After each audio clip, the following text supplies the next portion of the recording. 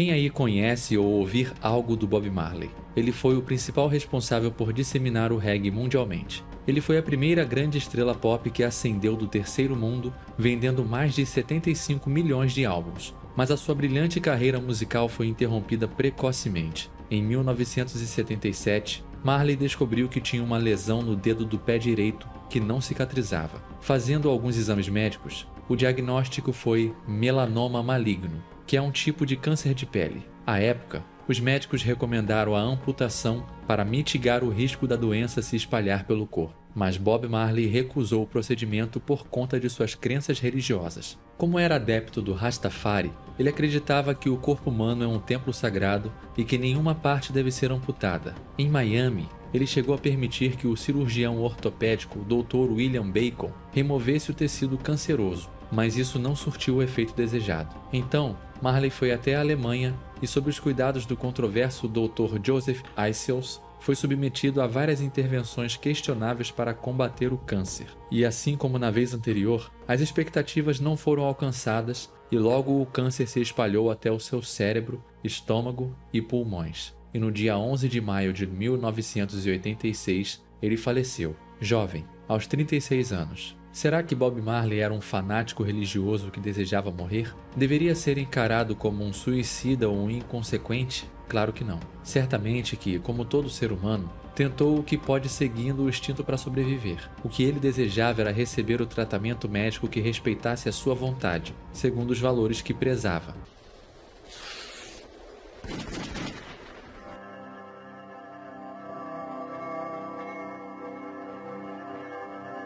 De quem é a propriedade do seu corpo?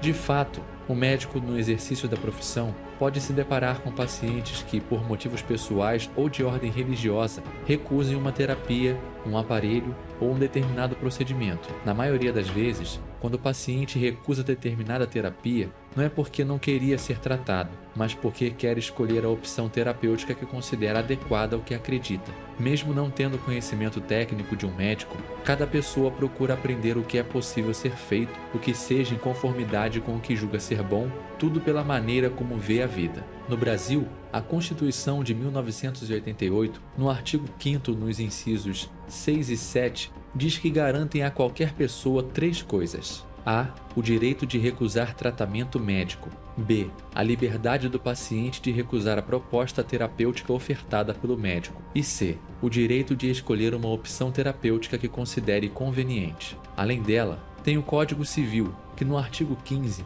determina que ninguém pode ser constrangido a se submeter a tratamento médico ou intervenção cirúrgica que não queira. Porém, desde o começo de 2020, nasceu uma verdadeira guerra entre os que defendem e os que são contra algo que já foi sempre feito. Nem lembrávamos do nome, mas que ficou famoso: o tratamento precoce. É nada mais que o tratamento inicial, o quanto antes for possível agir aos primeiros sintomas de uma doença. Ele consiste em um esquema terapêutico prescrito conforme cada quadro clínico, por meio da análise médica que lança mão de remédios usados contra outras patologias quando não há algo específico para o mal ainda desconhecido. Isso se chama tratamento off-label, ou fora da bula. É definido como base em observações de êxito que evitaram complicações e então a internação hospitalar. Esse reaproveitamento de medicamentos para combater uma nova doença é algo comum na medicina. Na 6ª edição do volume 72 do periódico Pharmacological Reports, da editora alemã Springer,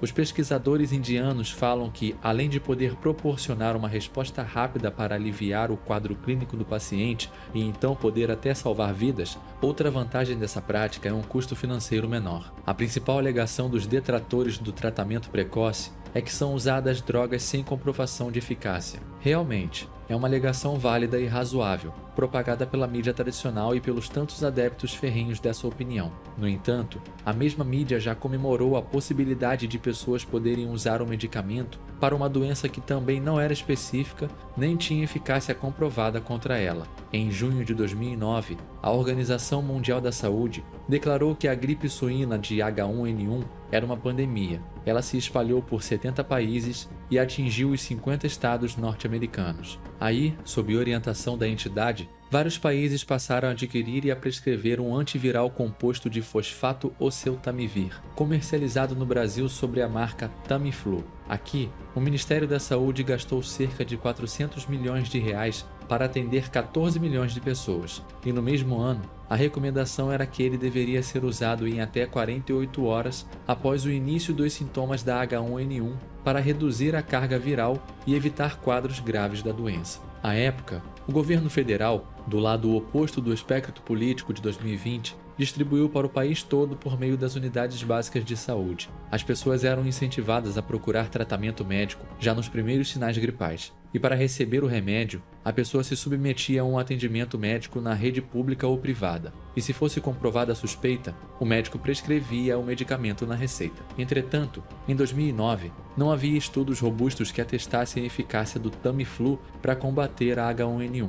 As únicas evidências eram os estudos observacionais. Depois, em 2014, numa reportagem para o site do renomado Dr. Drauzio Varella, a médica Nancy Cristina Junqueira Beley, que era coordenadora da Comissão Científica de Influenza e Virologia Clínica da Sociedade Brasileira de Infectologia, admitiu categoricamente que não foram feitos estudos randomizados e controlados para constatar os efeitos do Tamiflu, e sim por meio da experiência clínica. E em 2009, não havia excessiva preocupação com certificação oficial de qualquer medicamento que tivesse sido submetido a estudos randomizados controlados. Mas em 2020, o pensamento mudou. Youtubers, juristas, jornalistas e políticos passaram a opinar incisivamente a respeito de protocolos de saúde, medicamentos e manejo clínico de pacientes. Começou uma intensa conclamação pela tal da comprovação científica. A comparação de 2009 com 2020 mostra que as pessoas passaram a procurar usurpar funções que cabem apenas aos profissionais especializados da saúde,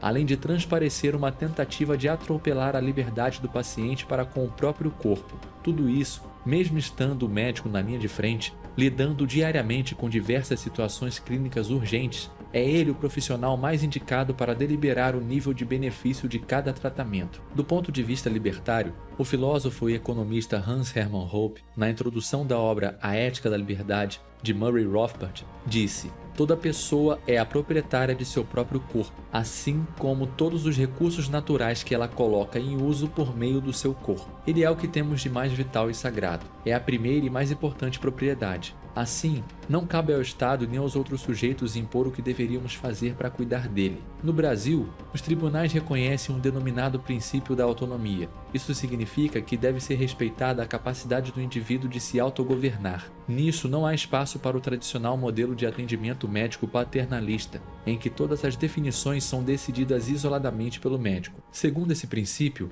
cabe ao paciente aceitar, recusar ou solicitar a intervenção médica que considere confiável. E também, nenhum médico deve ser coagido a seguir protocolos ou determinações que estejam em desacordo com sua consciência. Todas estas considerações estão mesmo consignadas no Código de Ética Médica do Conselho Federal de Medicina. Mas o curioso é que passamos a ver verdadeiras intenções autoritárias de alguns governos, políticos, juristas, celebridades e youtubers, todos segundo a premissa de que se falar em nome de salvar vidas, em vez de zelar pela liberdade de combater crises, passaram a defender e a estimular restrições, querendo até mesmo ditar a maneira como médicos e pacientes devem se relacionar. É triste ver uma clara tentativa de dominar a mais importante das propriedades, o nosso corpo. Para encerrar, vamos resgatar aqui a Declaração de Helsinki, da Assembleia Médica Mundial, cujo item 32 diz que, no tratamento de um paciente, quando métodos profiláticos, diagnósticos e terapêuticos comprovados não existirem ou forem ineficazes, o médico, com o consentimento informado pelo paciente, deverá ser livre para utilizar medidas profiláticas, diagnósticas e terapêuticas não comprovadas ou inovadoras, se, em seu julgamento, elas oferecerem a esperança de salvar a vida, restabelecer a saúde e aliviar o sofrimento. Mesmo com um desfecho infeliz, Bob Marley estava agindo certo.